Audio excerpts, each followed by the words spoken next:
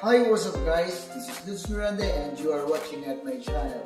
Anyway, yung topic natin for today is kinakausap natin yung Mr. and Mrs. Cruz na nakatira dito sa Brooks, Alberta, and they are actually Canadian citizens na sila dito together with their children. So, kinausap natin sila, in-interview para malaman natin yung buhay, para naman mas lalo kayo ma-inspire, para talaga pupunta kayo dito para magtrabaho sa Brooks, Canada or anywhere dito sa Canada. So, don't go away, I'll be back after the short introduction. Like a Hellcat.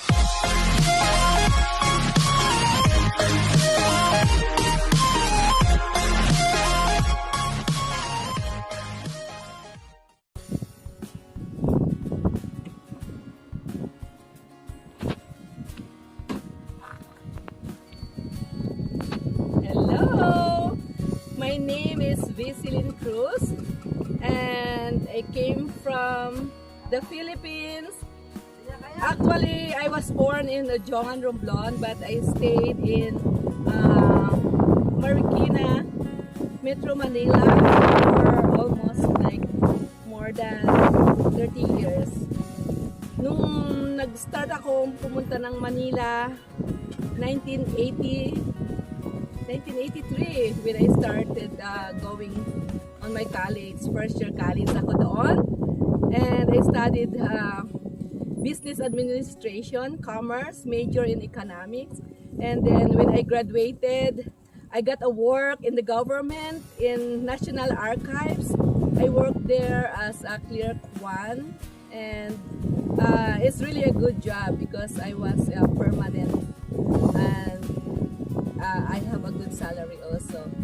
And since I'm working there, at the same time, I'm also a choir member in the Pentecostal Missionary Church of Christ as Maranatha Choral Ministries, and that is the music arm of the church. And then I was active member there of the Pentecostal Missionary Church of Christ in the Fort Watts in Marikina.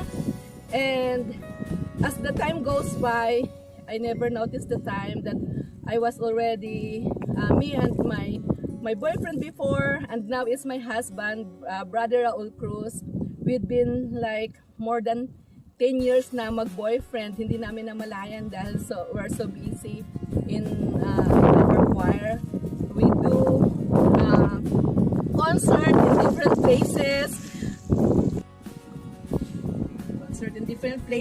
We've been to Baguio, Pangasinan, Tarlac, Romblon, Mindoro, even in Malaybalay, Bukidnon, in Cebu, Zamboanga, almost different places in the Philippines. We do concerts and we are so happy doing that. Even there's really a sacrifice in doing our practices, but we are so happy because we have a joy in serving our God.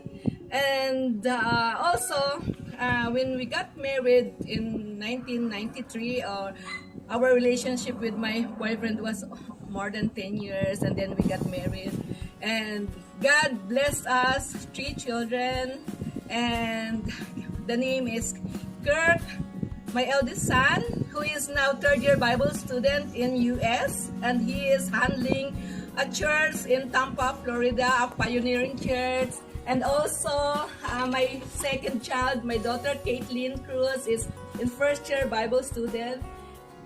She is in Toronto, and the youngest is Christine Cruz, who is now in 1st year college doing online study. And we are so happy because God has a purpose in bringing us here in Canada, because we are God's instrument for all the people to know God and to have them a salvation of their soul.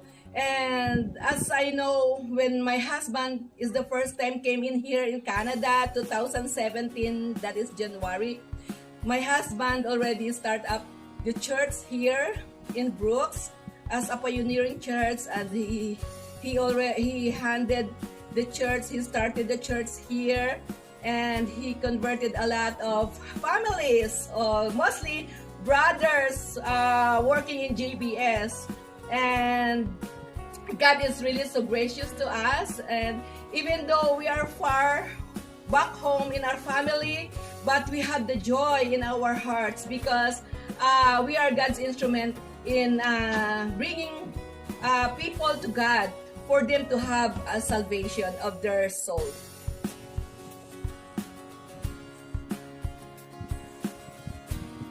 So, when I got here in Canada, God prepared me a good job. That was November 13, 2010, when I was apply in Walmart, and I got hired by the grace of God, and I was hired in the photo lab, and God is really gracious to me because God gave me knowledge and wisdom how to work there in the photo lab to operate all the machines.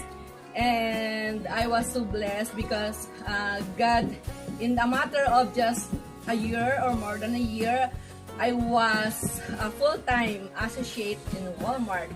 And I was a blessing also to all the people because I'm helping them to print their picture and edit their picture.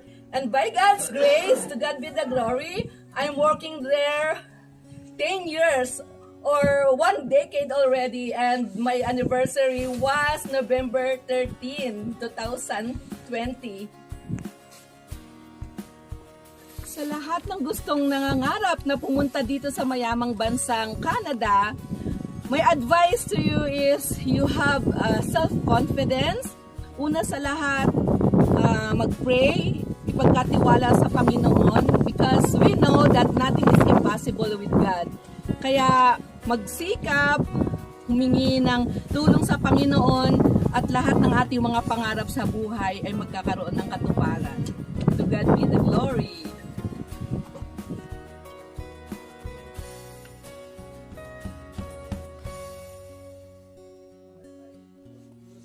Ako si Raul Cruz, tubong Pasig City. Nakarating ako sa Canada year 2007, January 31st. Sa pagtulungan ng with the help of Golden Horizon kay Ma'am Mimi Martin. Salamat ako sa Diyos sapagkat siya ang gumabay sa akin. Through prayer lang na makapunta dito sa Canada. Diniyayaan ako ng Panginoon na ako ay makabilang sa mga napunta dito. Actually, 29 kami. Pero isa umuro kaya 28 na lang kami. Pero salamat sa Panginoon sapagkat nag-iisa ako sa mga na-bless ng Panginoon upang makarating ng Canada. Only by prayer kasi wala akong masyadong pinansan noon, wala akong masyadong ipon kasi dati seaman ako. Pero nag-pray ako sa Panginoon na magkaroon ako ng magandang kapalaran na madala ko rin ang aking pamilya dito sa Canada. Kaya nag-apply ako sa Canada through prayer at paniniwala sa Panginoon na siyang tutulong sa akin, magpapala sa akin. Kaya dumating ako nito January 31st, 2007 at nagpasimula akong magtrabaho rito. Pero first day pa lang ng aming pagkikita ng aking mga kasamahan sa hotel. Sa hotel kami nag-steady noon. Kakasama kami 29. At salamat sa Diyos sapagkat doon ay na-share ko ang Word of God at sila ay na-bless. Trabaho ko dito bilang isang skilled butcher at ang trabaho namin ay talagang mahirap. Nagamit ng kutsilyo sa paku araw-araw yun ang hawak mo. Pero tiyaga-tiyaga lang, magagampanan mo pa rin o talagang tupulin mo sa pagkatrabaho mo. At sa places of work, mag-iingat ka lang para hindi ka ma-aksidente. At salamat naman sa Diyos na ingatan naman ng aking katawan, layo ka sa karamdaman, ingatan ako ng Panginoon sa mga aksidente kapahamakan. Tiniis ko yung pagod sa kahirap pero talagang tawanan talagang bibigay. Pero biyaya pa rin ng Panginoon, malakas ako at malusog. At naalala ko, pamilya ko saka yung aming paglilingkod sa Panginoon na hindi mahadlangan. At ito ay magiging pasimula para kami ay umunlad sa aming pamumuhay. At nakapagtrabaho ako sa JBS hanggang 2013, nagpasimula naman ako magtrabaho, nagsimula ako sa magtrabaho sa oil field ng 1 taon. At bumalik ulit ako sa JBS 2014 hanggang 2018. After 2018, nagpit ako at naghanap ako ng ibang trabaho. Pero mula pa noon, ang trabaho ko ay kung hindi JBS, Ang second job ko ay IGA. Then nag-quit ako sa IGA, JBS, Wendy's, tapos JBS, Montana's Restaurant, then JBS, McDonald's.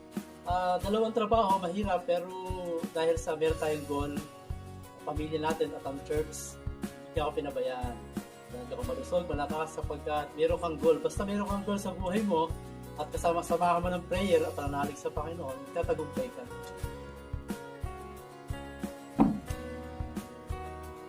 So by God's grace, I was able to get my brother last 13th of April to came in here in Canada. They were ministers in the church and we applied it for clergy, and the Canada government is so gracious if you are a clergy or you are a pastor.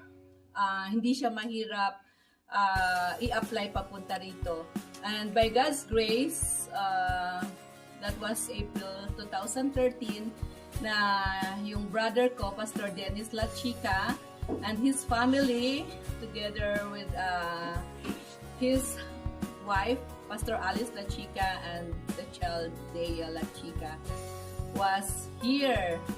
And they were permanent, temporary resident, and until now they were already 9 years here living in Canada by God's grace. And year 2014, the following year, I was able to get also my mom, and she stayed with me here for 3 years by God's grace. And because of the weather here, she wanted to go back to the Philippines, but when she got back in the Philippines, now she wants again to come in here. But we are praying for that. In a few years, probably after this pandemic, she will be able to come in here again. Praise. Kaya sa ating mga gustong pumunta rito sa Canada, basta mag-pray lang tayo sa Panginoon, maniwala ka na kaya mong gawin, at ito yung makakamit. Kaya, let's go here in Canada, okay dito, saka this is a place, an ideal place to be. So yun, napakaganda ng buhay pala nila. So yung mga sacrifices na ginawa ng asawa niya para magdala niya talaga dito yung pamilya niya sa Canada. So sana na-inspire kayo sa istorya ng buhay nila, at saka they are very religious talaga, na makikita niyo naman sa pananalita nila na talagang they put God as the center of everything. Kaya nakukuha nila, nakakamit nila yung mga pangarap nila sa buhay. At ngayon, very successful na rin yung mga anak nila na nandito na rin sa Canada. So sila is Canadian citizens na. So including na rin yung mga anak nila. So sana napulutan nyo ng aral ang kwento nila sa buhay. Sana magiging inspirasyon sila sa pagtupad ng inyong mga pangarap. Kaya lagi nating tandaan na kailangan sa lahat ng ating ginagawa, make sure that we have to put God in our heart. Palagi nating isa-isip na kung wala siya, walang mangyayaring magandang buhay sa mga gusto natin sa ating mga pangarap. Or we could never achieve what we really wanted in life without God in our heart and in our mind, of course. So, maraming salamat sa panonood. Sana napulutan niyo ng aral ang kwento ng buhay nila. And stay safe always. Paalam! Like a Hellcat.